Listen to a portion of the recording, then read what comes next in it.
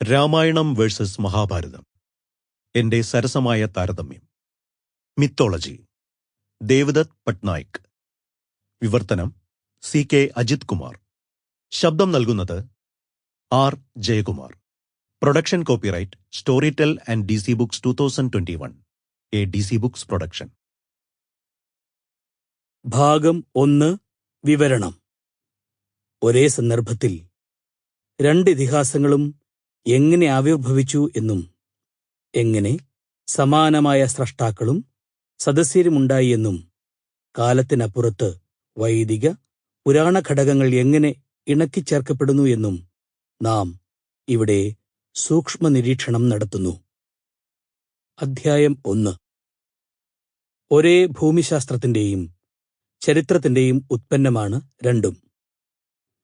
7000 വർഷങ്ങൾക്ക് മുമ്പ് രാമൻ ഗംഗാസമതലങ്ങളിൽ നിന്ന് തെക്കൻ തീരത്തേക്ക് സഞ്ചരിച്ചു.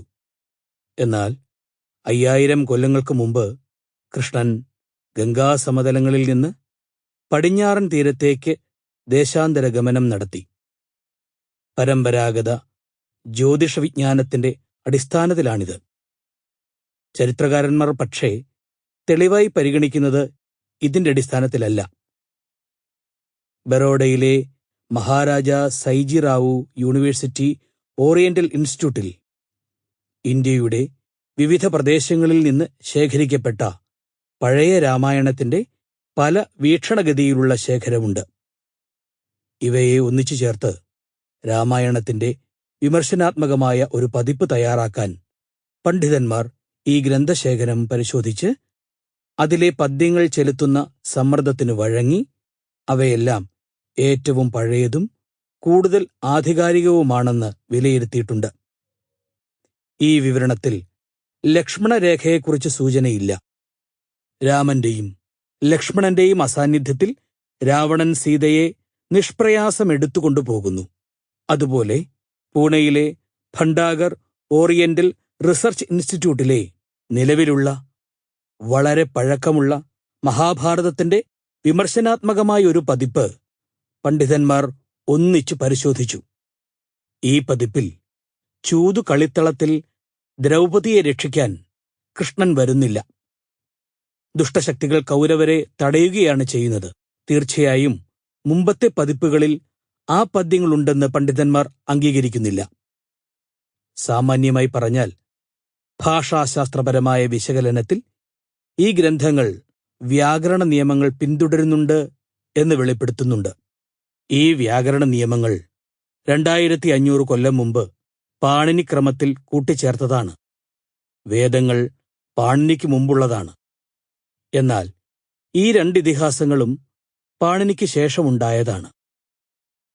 ഈ ഇതിഹാസങ്ങളുടെ മുൻഭാഗങ്ങൾക്ക് 2300 വർഷത്തെ പഴക്കമുണ്ട്.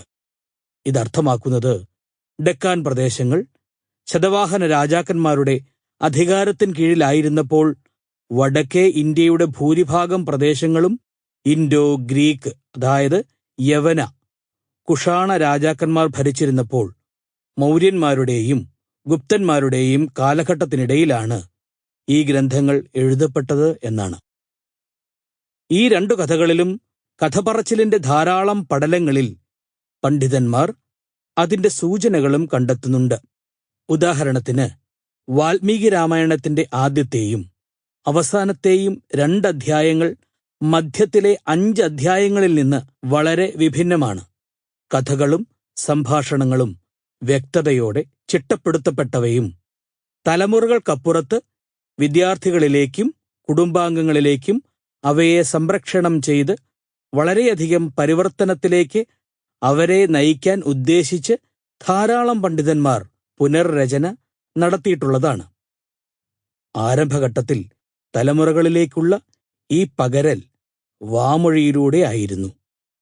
എഴുത്ത് വളരെക്കാലം കഴിഞ്ഞാണ് വരുന്നത്. എഴുത്ത് ഇന്ത്യയിൽ പ്രചുരപ്രചാരം നേടുന്നത് അശോകന്റെ ഭരണകാലത്തിനു ശേഷമാണെന്ന് നമുക്കറിയാം. അതായത് 2300 വർഷങ്ങൾക്ക് മുമ്പ്. അതുകൊണ്ട് വ്യാസനു വേണ്ടി ഗണേശകൃതിയായ മഹാഭാരതത്തിലെ കഥകൾ അല്ലെങ്കിൽ രാമന്റെ പേര് പാറയിൽ എഴുതപ്പെട്ട് സമുദ്രത്തിലേക്ക് Sample complete. Ready to continue?